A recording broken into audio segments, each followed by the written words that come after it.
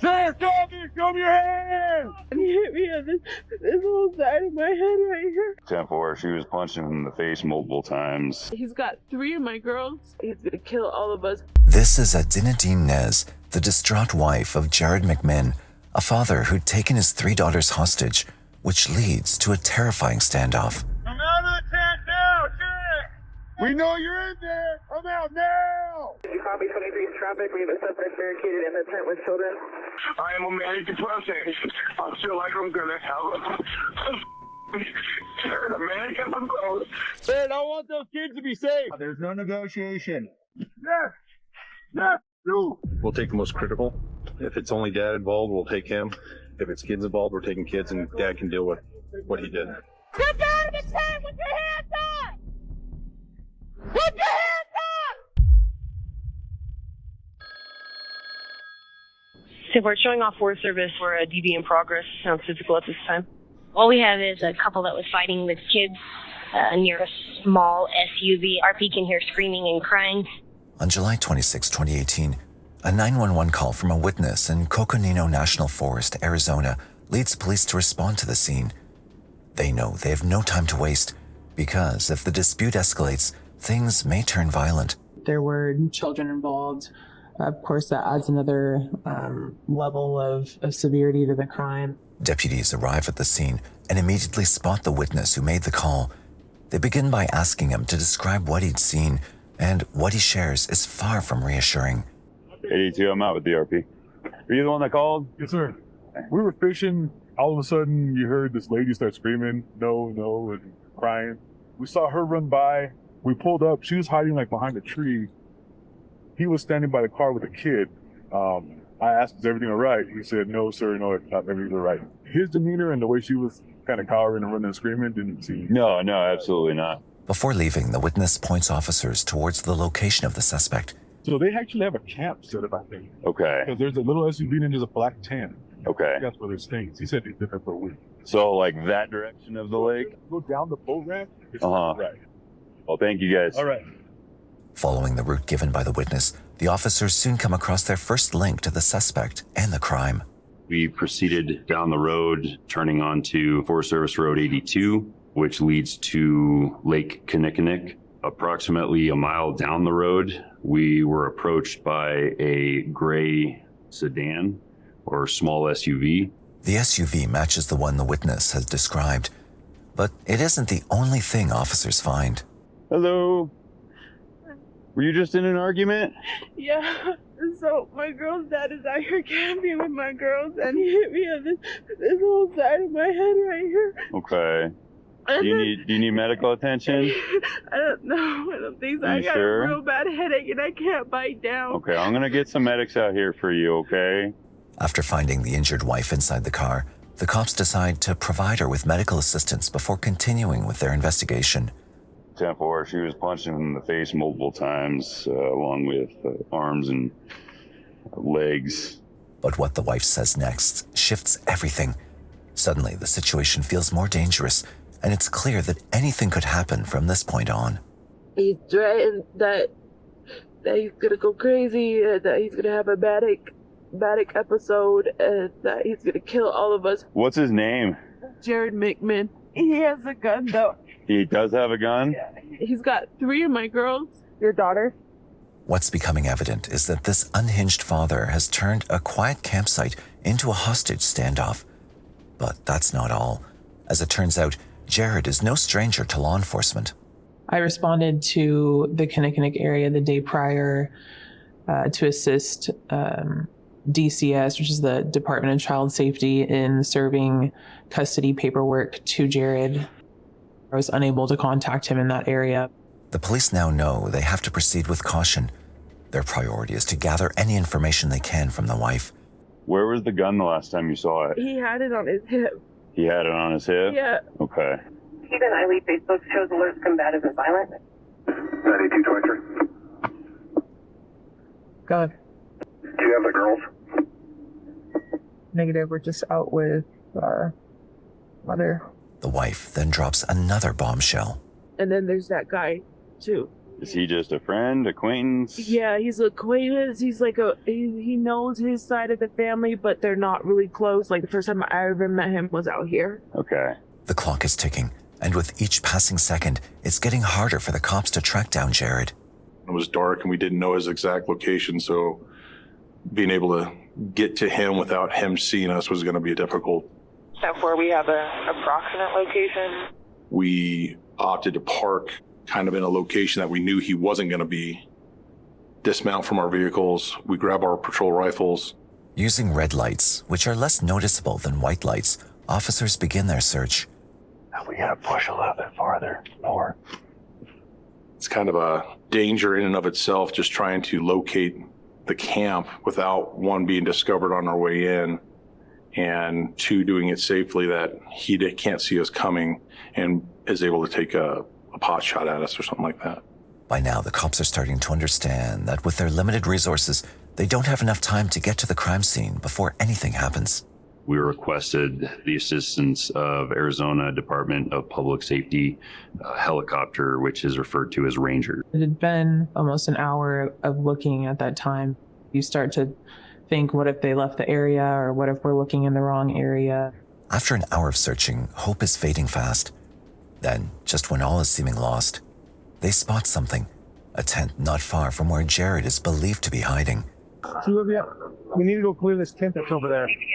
In that tent is none other than the accomplice the wife mentioned. Huh. You need a friend? Yeah. His name's Craig. We didn't know if anybody was in there, who was in there, if they were armed. Step out of the tent with your hands up! Put your hands up! Step out of the tent! Keep your hands where I can see them! Okay, step out! Step out! Okay, I see your hands! Keep your hands where I can see them! Just step out, okay? Alright, okay. Okay, just step out, put your hands up. Put your hands up, okay. You need Craig. Yes. Okay. Sorry, I'm screwing up. I can't hear you. Got a helicopter. I know. I'm trying to find out. You guys are looking for him.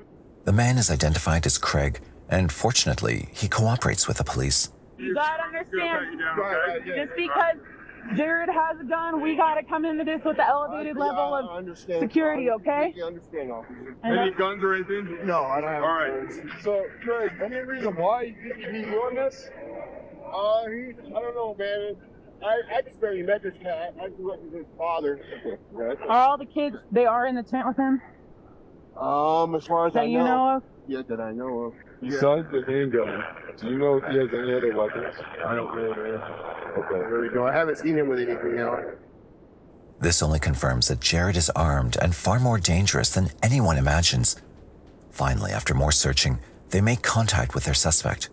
We saw moving off to our left. We knew we were with Jared. You want to flank out, and I'll make contact. I'm going to try to go right. The cops try to be as stealthy as possible, but in a situation like this, it isn't easy. We got to a point where we couldn't get any closer without exposing ourselves completely. Yes, officer, somebody on the tent, come out there! Yes, officer, show me your hands! Show your hands! Jared quickly jumped back into the tent, and that's when he zipped it up. We know you're in there! Come out now! We got verbal contact with Jared. He's in the tent. He says the kids are in with him. Come out of the tent now, Jared! Jared, we just want to talk to you. Adrenaline is surely playing a part here, but the cops are also scared that if things go sideways, the most horrific thing would happen. The children would likely be the first ones to get harmed. Jared, I want those kids to be safe. Can you send them out to me? So there's only 3 of us outside of the tent right now at this point, and Jared's inside of it with a gun and with his kids. Jared, I know you got a gun in there. I need you to come outside. He seemed deadlocked in the fact that he wasn't coming out of that tent. The officers understand that Jared is not going to give up the children easily, so they have to think of something outside of the box. There was only the 3 of us. I took one of my handheld flashlights, walked over to a tree in the darkness, and wedged my flashlight up into the branches there to make it look like somebody was at that position. Made it look like we spread out and there was more of us than there actually was. And then that way, if he made the decision to start shooting at something, we would hope that he would focus on that flashlight divert the fire away from us. Along with these strategies, the cops also try to lure him out with words. But the situation is about to spiral into something far darker and more dangerous. Jared, this is the sheriff's office. We need you to come out with your hands up. Let's figure this out, okay? Saying he wants to talk to his lawyer first. Jared, we can't do that right now. There's no negotiation. With his noncompliance to our commands to come out of the tent and or release the children out of the tent, it very quickly devolved into a hostage situation. Get out of the tent with your hands up! Put your hands up! What happens next shocks everyone. Jared does something no loving father could ever be expected to do. He believes the children are still in the tent with him, and to confirm Jared has a firearm. Step out of the tent so we can see and talk to you. Job 23, he's putting the kids in the door. He's putting the kids in the door. We definitely could see the kids in there and him using them as a shield to kind of shield himself from my direction because he knew where I was at. However, his words are not matching his actions.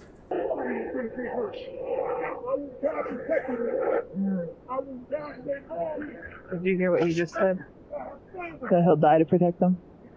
There's always that concern that at any time he could just start randomly firing gunshots at us. How do we address that, knowing that, one, he's got kids in front of him and we're in the trees? Seeing the situation escalate, the cops have no choice but to prepare for the worst case scenario. We did talk about, if that situation, if it came to that, he was putting those children in danger with that firearm. If we had to return fire, the children's safety was our number one concern. So we would make sure to aim high and not in a direction towards those children. Hey, you don't have a shield, right?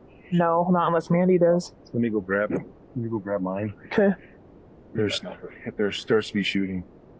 I already told her I'm ready to go. We're going to go, we'll tell Will to put this in drive and we're going right to the tent. Okay. We'll put that right to the door. I'm good with that. But you go get my shield. Though they're prepared for the worst, the officers keep trying to negotiate. Finally, they make their first verbal contact with Jared. Jared, you have your cell phone so I can talk to you. Yes, I do. It is going to voicemail and it's not ringing. Oh my God, let me know. I don't know what to do. Hey, this is Sergeant Willis with State Troopers. Are you okay? What's going on? Okay. Are you hungry? Are you cold? Are you tired? Yes, Jared. Okay. Do you have your medicine? No, Why not? I ran out. Okay. So why don't you come out and I'll take care of you? Jared, what is it going to take for you to come out of the tent? Just let me calm down. I'll come out. As the officers wait outside for Jared to calm down, tensions rise. Just then, Jared reaches out, but in a manner they're not prepared for. Flagstaff 911, where's your emergency?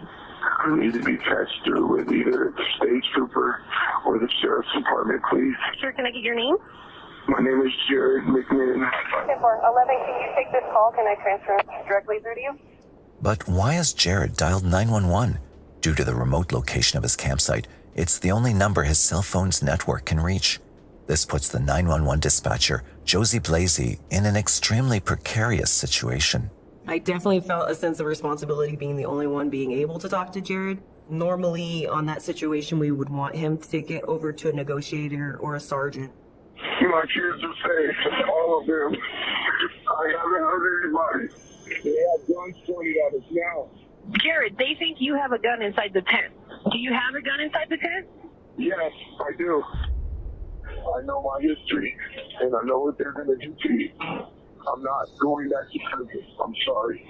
So you don't have to be sorry. I'm just trying to help you out, and I know what needs to be done, and I want to help both sides out. Lord, my God, is there no help for the widow's son? What's that? I said, Lord, my God, is there no help for the widow's son?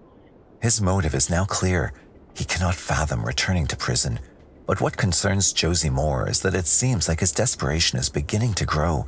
There's no telling what he might do if the situation worsens, so she does her best to get him to leave the tent. Okay, is there any only way you can go out and talk to my deputies, if you come out unarmed, they can help you get a phone call and help you out. I can't go back to prison. They keep saying that they're going to hurt my kids. No, they're not going to hurt your kids. They want to make sure your kids are okay. You're going to have to walk outside and talk to them. I can't do it right now. Despite her best efforts, Jared is not convinced. But after 4 hours of the standoff, he seems dangerously close to snapping. But then Jared makes a request no one sees coming. Jared, what can I do to help you out? I need to hear my mother's voice. Please, please, I beg you. I'm begging you. I need my mom to pray with me. Have you called your mother? Have you called your... I tried to call 67 times.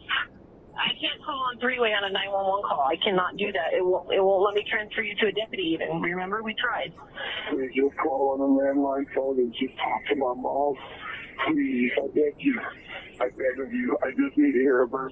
This comes completely out of the blue, but almost immediately, the officers on the scene are quick to make their stance on this known. I just want to make sure we're on the same page. I know he's asking to talk to his mom. The only people that we want his phone call transferred to is one of us. So I just want to make sure we don't get her on the phone with him. Allowing him the call might further escalate the situation. It could also be an opportunity for him to say goodbye to his mother if he is indeed planning the worst. Now, Josie has to communicate this to him in a manner that doesn't trigger him further, or she risks him unleashing a frenzy of violence. Jared, I already talked to my deputies and they said that you're going to have to come outside and talk to them. They said if you do that, they can get you a phone call and they can help you out. But they said you're going to have to go outside the tent to do that. Sure, if you come out of the tent, we will secure you and I will give you my phone so you can call your mom. But Jared won't listen to reason. As he continues to spiral into despair, Josie decides to try another approach.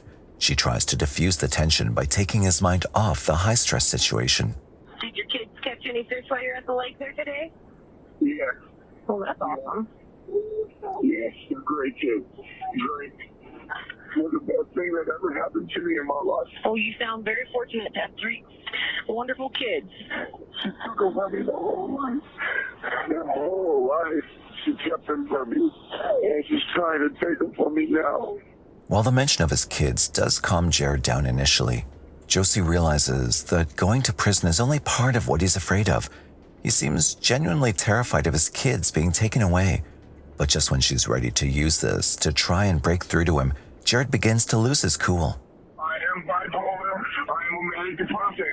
I feel like I'm going to have a manic episode. Can you send your kids outside? No, I don't feel like they're going to be safe out there. Can you tell me how old your other two kids are? Jared? Jared has ended the call and stops responding completely. Almost 6 hours into the standoff, the SWAT team arrives. Amongst their members is Sergeant Mike Lavelle, a trained crisis negotiator. He now takes over the attempts to have Jared leave the tent in a peaceful manner. The first thing he does is get the helicopter hovering above to land, reducing the noise and making it easier to communicate with Jared. Then he begins to call out to him. Obviously, you know the police are out here. We don't want to see you get hurt tonight, Jared. You don't want to see John? That's correct. Why don't you want to see John? Jared, why are you taking my hair tonight? Because I got a gun. You have a gun? Yes. You in with you? Yes, it is. Careful. You want this? Yes, it is.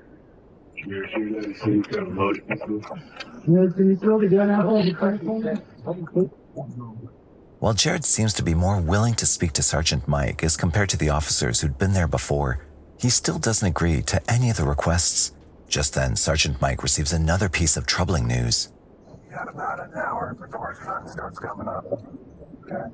Just so you guys know. Once the sun rises, the positions of the surrounding officers will be fully compromised, ruining any element of surprise they have. Time is running out, and the SWAT team is now forced to consider other options and what they're going to do if the negotiation goes badly. Yeah, I was going to say, you need to have a plan of action right now as far as the shot range out in that tent. So we're going. It's you and Blair. You got shield. Blair's got the cutter. He's going to slice. You guys are going to pull apart. I'm right there, too. So if you and you shoot her, you right behind us. If it goes bad, we'll take the most critical. If it's only dad involved, we'll take him. If it's kids involved, we're taking kids, and dad can deal with what he did. Gotcha. Okay. While they're discussing these grim scenarios, Sergeant Mike is still trying his best to get Jared to come out peacefully. I'm gonna get scared. Why? Somebody pointed a gun at me. I don't want to die, bro.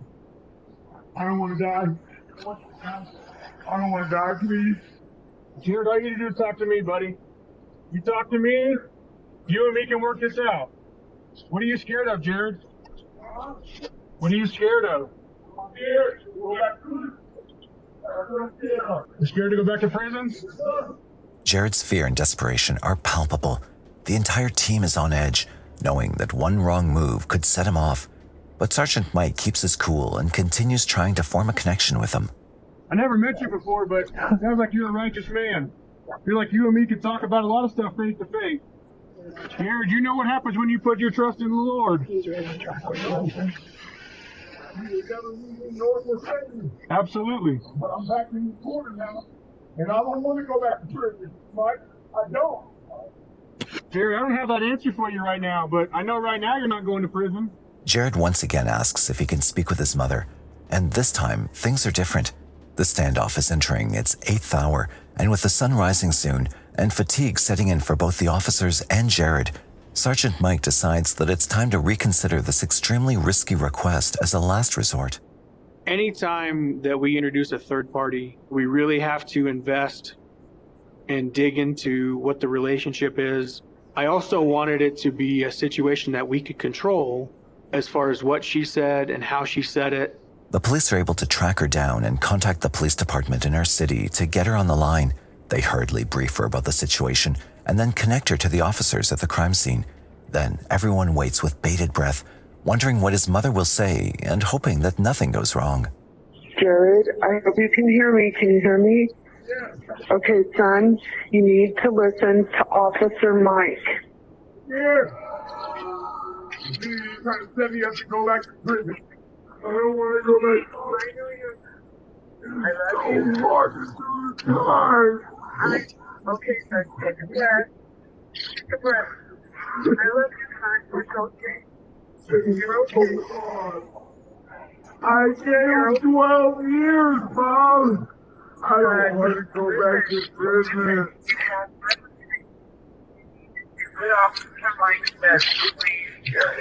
After speaking to his mother, Jared seems to calm down a great deal, and he promises the officers that he'll be out soon.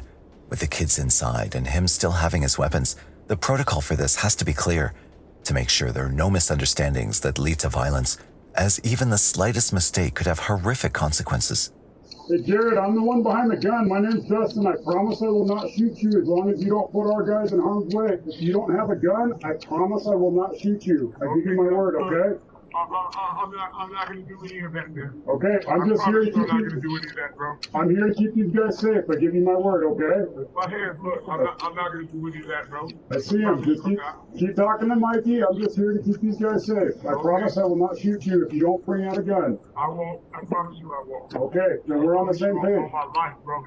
With the entire team in place around the tent, now all that's left is for Jared to come out, and if he does so with no weapons in his hands and the kids unharmed, the entire 8-hour standoff would be worth it. As the SWAT team waits, with guns at the ready, Sergeant Mike makes sure to keep speaking to Jared, reaffirming to him that he's doing the right thing. We told each other, right? I told you I wouldn't lie to you. I never did. Hey, you know what? One thing I can say about you, you've been doing your job. That's your job. Right now, the only answer is you come out here and you talk to me. You take my hand, you give me a hug, you get the help that you need. You and me take care of this together. I got what you go home and said. Hey, you give her a kiss. You say, I'll see you soon, baby. I did. Okay. I just wanted to stop crying first. Okay. I will come out. I promise you I will come out. Maybe just minor this quick though. Well, After you write the note? no word. Don't let her talk to me in cuffs, okay? All right. Jared's final requests are both regarding his children, as he wants to leave them an explanation and asks that they not see him in handcuffs.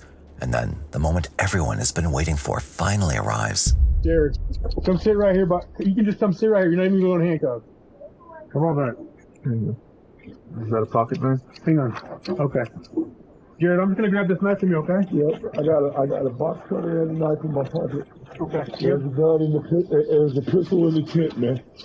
There's a pistol right there in the tent. Okay. I never wanted to hurt anybody. With Jared in custody, the officers check the tent and are hugely relieved to find all 3 girls safe and sound and the loaded gun safely tucked away. But before Jared is taken away, Sergeant Mike allows him to do what he'd asked. Here. You want to grab your paper? You want to write your note? Here you go, man. Here's your mom, bud. Good morning, Jared. Good morning. Thank you, Jared. We're gonna go outside, okay? Thank you for listening to the office. Thank you very much, Mike. You're welcome. While Jared is escorted to jail, the girls are reunited with their mother, who's been waiting nearby all night in a state of sheer panic and fear. Once they seen me, their eyes lit up and they started crying. I started crying. They got in the car. We were hugging and crying. It took a long time for all of us to feel safe.